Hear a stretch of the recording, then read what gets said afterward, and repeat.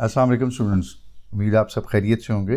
Introduction to programming series CS 201 के सिलसिले की आज ये दूसरी वीडियो है। पहली वीडियो में हमने मुख्तसर सा इंट्रोडक्शन देखा है कि कंप्यूटर प्रोग्रामिंग क्या होती है, एक कंप्यूटर प्रोग्राम क्या होता है, कंप्यूटर प्रोग्रामिंग एक प्रोग्रामर के अंदर क्या एबिलिटीज़ प्रोड्यूस करती है, क्या बेनिफिट मिलता है। और लास्ट हमने ये देखा था कि एक कंप्यूटर प्रोग्रामर को प्रोग्राम एक अच्छा लिखते हुए अहम जो 2-3 चीज़ें हैं वो जैसे कोड रीयूजेबिलिटी है, प्रोग्राम ये सॉफ्टवेयर की यूजेबिलिटी है, यूज़र फ्रेंडलीनेस है और अपनी कोड को उसको कमेंट करना चाहिए। ये 3 अहम चीज़ें हमने देखी थी। तो आज हम उससे आगे चलते हैं, अपनी सेकंड लेक्चर का बाकायदा आगाज़ करते हैं। जो अहम चीज़ हमें देखनी है इस लेक्चर में वो ये है कि आपके पास सॉफ्टवेयर की टाइप कितनी होती हैं। तो बुनियादी तौर पे 2 टाइप्स होती हैं सॉफ्टवेयर की। एक को हम कहते हैं सिस्टम सॉफ्टवेयर। ये सिस्टम सॉफ्टवेयर चूँकि जैसे नाम से ज़ाहिर है सिस्टम किसी एक बड़े सिस्टम को ऑपरेट करते हैं। आपके पास फॉर एग्ज़ाम्पल पूरे का पूरा CPU है या हार्डवेयर जिसे हम कहते हैं। तो इस हार्डवेयर को, इस CPU को चलाने के लिए आपको कोई एक सिस्टम सॉफ्टवेयर इसके ऊपर इंस्टॉल करना पड़ता है।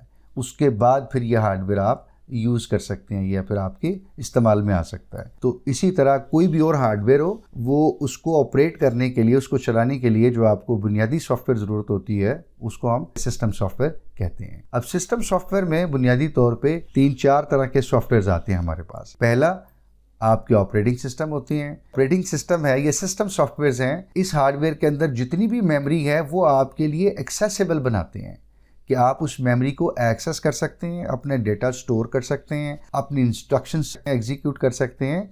तो ये आपके लिए मेमोरी जो है वो एलोकेट करने का काम करते हैं, यानी आपके लिए मेमोरी एलोकेट करते हैं। ये आपके सिस्टम सॉफ्टवेयर या ऑपरेटिंग सिस्टम।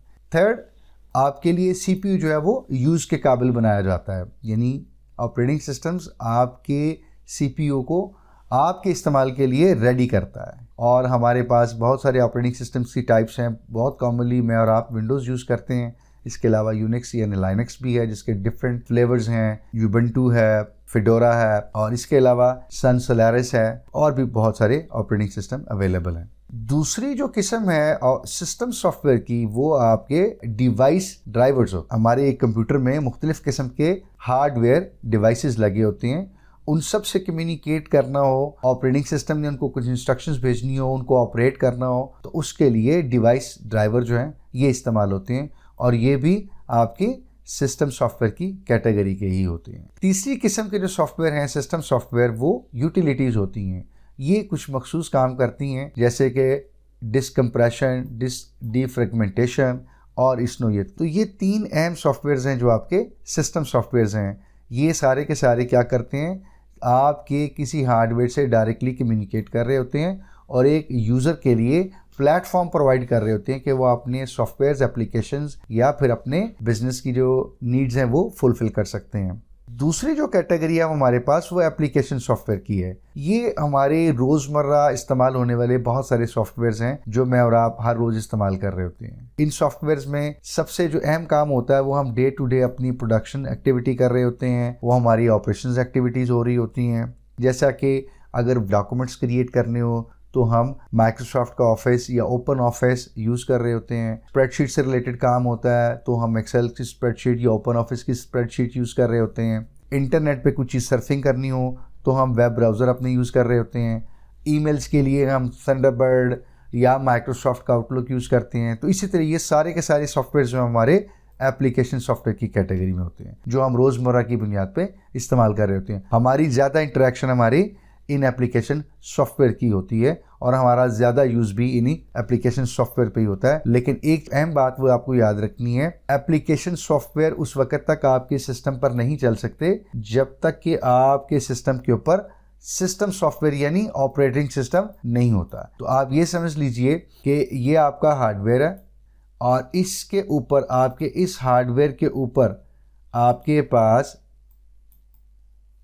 ये आपका सिस्टम सॉफ्टवेयर है और इस सिस्टम सॉफ्टवेयर के ऊपर हम अपने फिर जो भी हमारे एप्लीकेशन सॉफ्टवेयर्स होते हैं वो हम अपने इंस्टॉल करते हैं या फिर चलाते हैं। सो इस तरह से होता है। आइए हम इनकी एक इंटरेक्शन भी देख लेते हैं कि ये किस तरह से इंटरेक्शन होती है।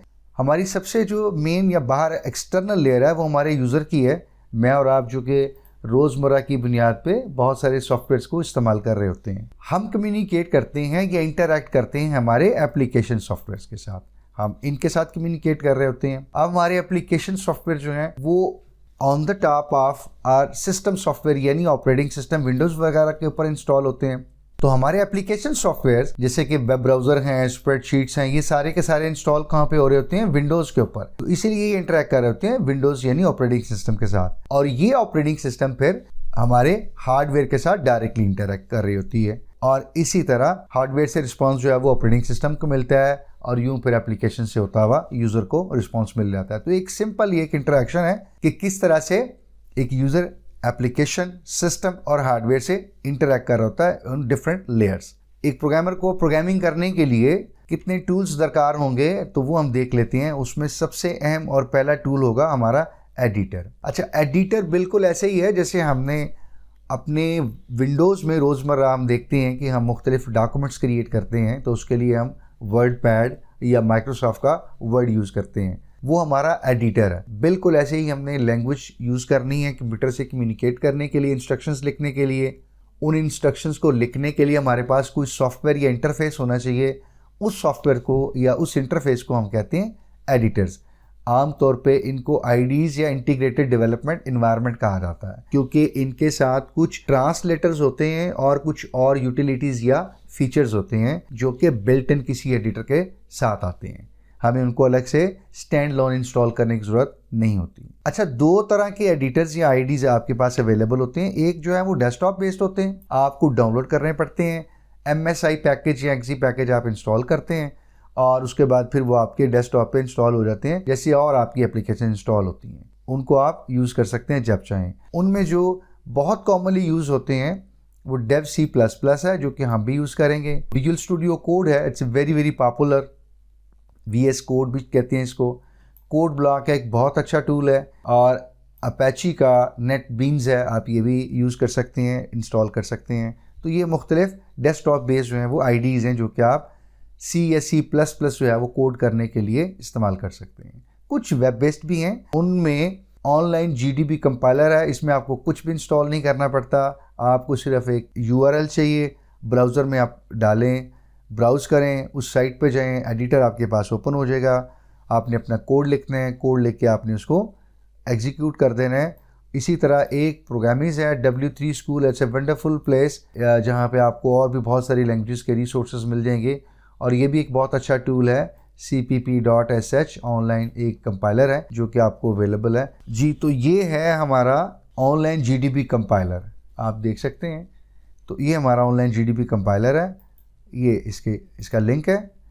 तो यहाँ हम सिंपली हम अपना कोड लिखते हैं और कोड लिख के हम अपना यहाँ डीबग करते हैं, उसको रन करते हैं। इसमें आपको कुछ भी इंस्टॉल करने की ज़रूरत नहीं होती। आपने ब्राउज़र में ये एड्रेस बार में एड्रेस लिखना है, उसके बाद आपने एंटर करना है और यहाँ पे आप आ जाएंगे और उसको आप यूज़ कर सकते हैं। सेकंड है आपके पास प्रोग्रामिंग्स। तो ये भी बिल्कुल उसी तरह का है कि लेफ्ट साइड पे आपके पास आपका कोड है और राइट साइड पे उसकी आपके पास आउटपुट आ रही है। तीसरा जो टूल अभी हमने डिस्कस किया वो cpp.sh पे अवेलेबल है, और इसमें भी आप ये देख लें, आपके पास ये सिंपल एक कोड स्नैपेट दिया हुआ है और नीचे उसकी एक आउटपुट नज़र आ रही है। तो ये सिंपल से टूल है जो आपको इंस्टॉल वगैरह कुछ भी नहीं करने पड़ते। तो आपकी प्रेफरेंस, आप चाहें तो वेब बेस्ड टूल यूज़ कर सकते हैं, कुछ भी इंस्टॉल ना करना हो आपने, और इजीली। टूल्स की कैटेगरी में जो नेक्स्ट है वो आपके पास ट्रांसलेटर है। हम अपनी लैंग्वेज को यूज़ कर रहे होते हैं, हार्डवेयर कोई अपनी लैंग्वेज अंडरस्टैंड करता है। एक प्रोग्रामर जो लैंग्वेज यूज़ करता है तो आम तौर पे हम उसको हाई लेवल लैंग्वेज कहते हैं। कंप्यूटर जो है वो उसको अपनी एक लैंग्वेज अंडरस्टैंडेबल होती है, वो किसी अपनी लैंग्वेज में काम करता है, इंस्ट्रक्शंस को समझता है। तो हमें हमारी हाई लेवल लैंग्वेज से कंप्यूटर की लैंग्वेज में हमारे इंस्ट्रक्शंस को ट्रांसलेट करने के लिए ट्रांसलेटर चाहिए होते हैं। ये दो तरह के होते हैं, कंपाइलर और इंटरप्रेटर। कंपाइलर जो है वो हमारे C के केस में यूज़ होगा। इनफैक्ट हमारी ID के अंदर बिल्ट इन होता है, हमें इसको अलग से इंस्टॉल करने की ज़रूरत नहीं होगी। और ऑनलाइन के केस में ऑलरेडी ऑनलाइन में अवेलेबल है, आपको इसमें कुछ भी काम करने की ज़रूरत नहीं है। बस आपको इतना याद रखना है कि हमारी इंस्ट्रक्शंस कंपाइलर को रिसीव हो रही हैं।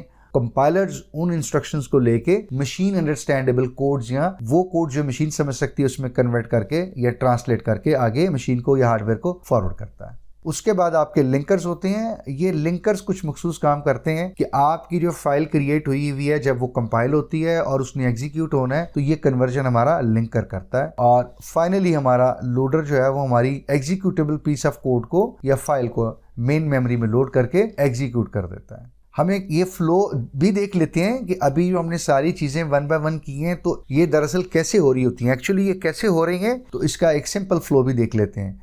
तो सबसे पहले आपने कोई आईडी अपनी यूज़ की और अपनी हार्ड डिस्क में अपनी जो फाइल क्रिएट करनी है, अपना कोड लिखना है। तो फॉर एग्जांपल हम कह देते हैं कि हमारी फाइल जो है वो prog1.cpp है। हम मिसाल लेते हैं कि हमने dev C++ का आईडी यूज़ किया, एडिटर यूज़ किया और हमें अपनी पहली फाइल जो है वो जनरेट की और हार्ड डिस्क पे उसको सेव कर दिया। उसके बाद आपकी फाइल जो है वो कंपाइलर को दी जाती है, लेकिन उससे पहले कुछ इंस्ट्रक्शंस होती हैं जो कंपाइलर के लिए जनरेट होनी होती हैं। उनको हम कहते हैं प्री प्रोसेसर डायरेक्टिव्स, जो कि हैश से स्टार्ट होती हैं। हम अपने पहले प्रोग्राम में इसको देखेंगे भी डिटेल से। तो हैश वाली सारी इंस्ट्रक्शंस कंपाइलर के लिए होती हैं, पहले वो देखी जाती हैं और उसके बाद फिर कंपाइलर को प्रोग्राम जो है वो दिया जाता है। कंपाइलर को जब ये फाइल मिलती है आपकी prog1.cpp तो सबसे पहले चेक करता है इसमें कुछ सिंटैक्स एरर तो नहीं है, आपने इंस्ट्रक्शंस बिल्कुल ठीक लिखी हैं, कोई गलती नहीं है। तो आपका जो कंपाइलर है वो आपकी उस फाइल को कंपाइल करके prog1.obj एक ऑब्जेक्ट फाइल जो है वो क्रिएट कर देता है। उसके बाद लिंकर जो है वो उस फाइल को एक्सेस करके ये भी देखता है कि अगर आपने उस फाइल में अपने प्रोग्राम में कोई और फंक्शंस इस्तेमाल किए हुए हैं, स्टैंडर्ड लाइब्रेरी फंक्शन इस्तेमाल किए हुए हैं जो आपकी फाइल में तो नहीं है बल्कि उनकी डिटेल और उनका कोड किसी और फाइल में है, तो उनकी एग्जीक्यूटेबल पोर्शंस या उनका एग्जीक्यूटेबल पार्ट उन फाइल से वो लेके और आपकी ओबीजे जो फाइल लेके वो एक ही एग्जीक्यूटेबल फाइल जो है वो जनरेट कर देता है। और फाइनली लोडर जो है वो फिर क्या करता है, उसी फाइल को एक्सेस करके जो आपकी एग्जीक्यूटेबल फाइल जनरेट हुई है इसको मेमोरी में लोड कर देता है। तो यूं ये फाइल आपकी एग्जीक्यूट हो जाती है। तो ये एक सिंपल सा फ्लो था जो हमने समझने की कोशिश की कि एक फाइल क्रिएट होने से कंपाइल, लिंक और लोड होने तक का क्या प्रोसेस है और कैसे हमारा प्रोग्राम हम लिखते हैं और बिहाइंड द सीन कितने काम हो रहे होते हैं या किन स्टेप से हमारी फाइल गुजरते गुजरते हमारी फाइल जो है वो एग्जीक्यूट हो रही होती है, जबकि हमें आउटपुट बहुत जल्दी मिल जाती है, लेकिन इन तमाम मराइल से हमारी फाइल गुजरती है और उसके बाद हमारी आउटपुट जो है वो जनरेट होती है। ठीक है, वो होप्स हो कि प्रोसेस आपको काफ़ी हद तक क्लियर हो गया होगा। तो ये हमारा सेकंड लेक्चर था। हमने कोशिश की है कि बुनियादी जो अहम चीज़ें हैं उनको एक दफ़ा रिव्यू भी करें और आपके लिए कोशिश करें कि उनको आसान करके प्रेजेंट किया जाए ताकि आपके लिए उनको समझना और उनको याद रखना, उनको रिलेट रखना भी आसान हो। आप बताइएगा हम अपनी इस कोशिश में किस हद तक कामयाब हुए हैं। कोई सवाल हो आपका, कमेंट हो, सजेशन हो या फीडबैक हो तो ज़रूर लिखिएगा। आपसे इंशाल्लाह नेक्स्ट वीडियो में लेक्चर 3 में होती है बात इंशाल्लाह। तब तक अपना ख्याल रखिएगा। अल्लाह ताला आपके देरीना ख्वाब पूरे करे, आपकी मंजिलें आसान फरमाए और आपको खैरियत से रखे। बहुत शुक्रिया। अस्सलाम वालेकुम।